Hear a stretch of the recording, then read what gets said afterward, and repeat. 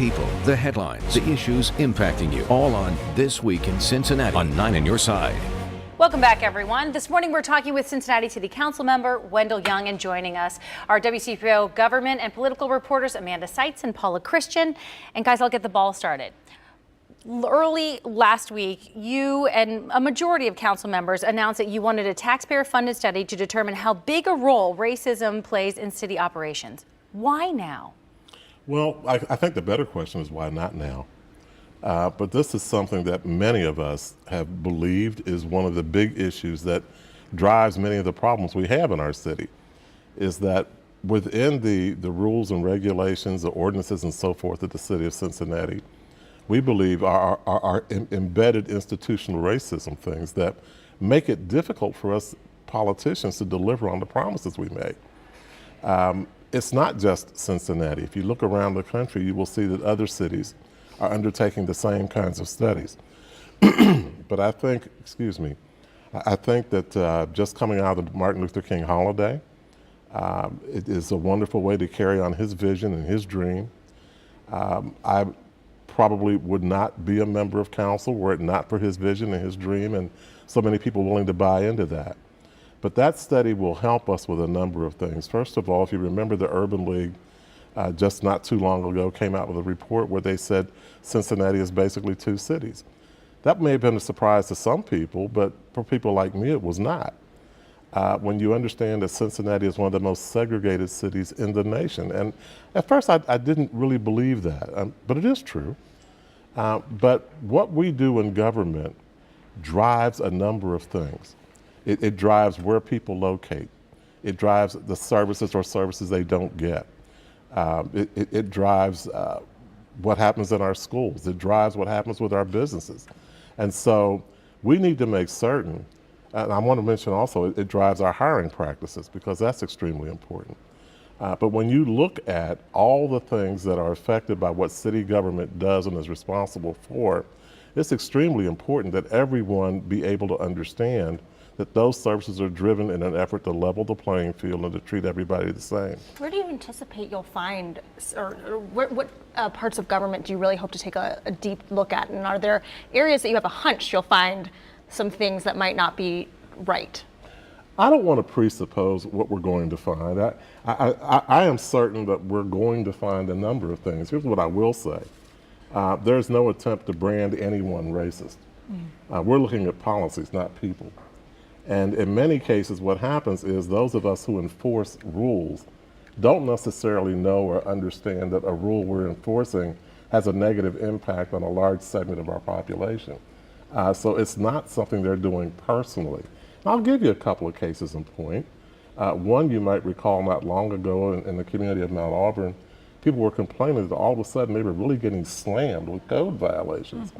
And so that has an extremely negative effect on the people who live there, but the people enforcing the rules had no intention, as far as I believe, to negatively impact that neighborhood. They're following rules. The question is, are the rules benefiting the citizens?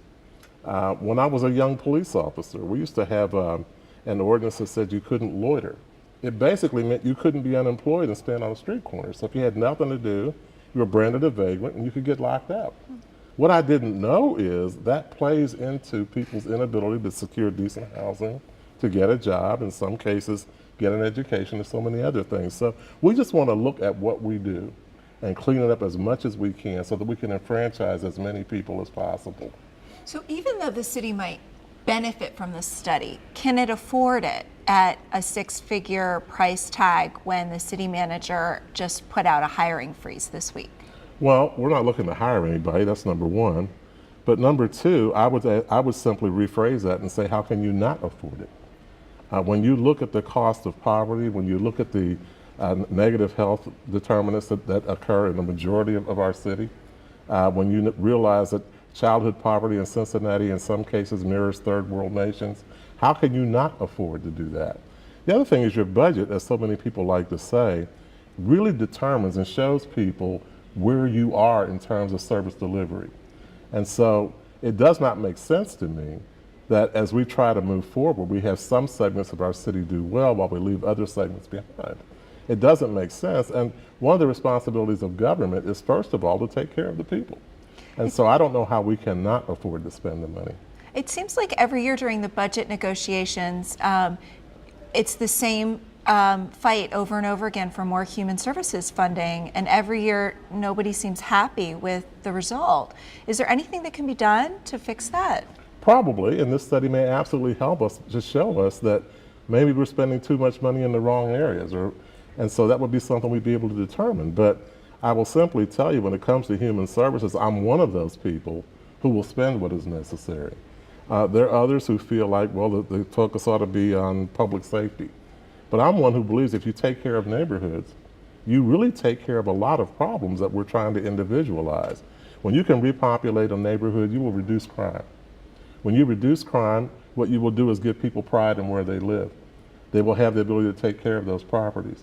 And so you've made the police officer safer, you've made the citizens safer, you've increased the housing stock, you've increased your tax base, and you do that simply by looking to take care of a neighborhood. So it's a matter of priorities and how we spend our money. I'm not criticizing anybody right now, but anyone who says we can't do better has their head in the sand. One of the things I wanted to ask you about today is the collaborative refresh agreement.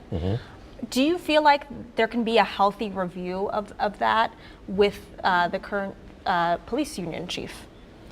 Well, I think Dan Hills certainly did the city and the police department a disservice when he allowed the FOP to say they didn't want to take part in that. One of the things that's extremely important with the collaborative refresh in this case, is that the police absolutely have to take part, but they have to mean it. And so now we have the issue of convincing the public that the police department is a willing participant as opposed to being pressured into this. But when you look at the things that gave rise to having to have a collaborative in the first place, when you look at what's going on around the country, when you look at what happened at UC with the DuBose shooting, what you realize is no matter how hard we work, we're always one incident away from having to almost start over. The collaborative has been a wonderful tool in building confidence, especially in minority neighborhoods, that police are there to serve as opposed to contain. It's been a wonderful way for police officers to connect with people in the community that they really didn't have before. But it takes work on both sides, and both sides have got to feel that the other side wants to be a part of this. So I think we'll get through it. I think the collaborative refresh will be successful, but it was a speed bump we just didn't need. I want to turn, if I can, to the streetcar, and this will probably be our last question for this segment, at least anyway. Always something that divides us, the streetcar, and yet, and now here it is for an entire week. It hasn't been able to run because it's been too cold. We live in the city of Cincinnati, and there are some people who would say, why in the world would we have gotten streetcars even that wouldn't run in sub-zero temperatures or just single digits? Well, I don't have an answer for that. What I will say is I believe Kansas City bought from the same company that we did, and they get cold weather, and I'm not aware that they're having the issues we're having. But we've certainly been fraught with a number of issues around our streetcar, and it's extremely troubling because if it's not dependable service, people won't use it. They can't afford to. So is it a failure at this point? I'm not willing to label it a failure. Remember, it's a little more than a year old. If this were a human being, we'd say it's still a baby.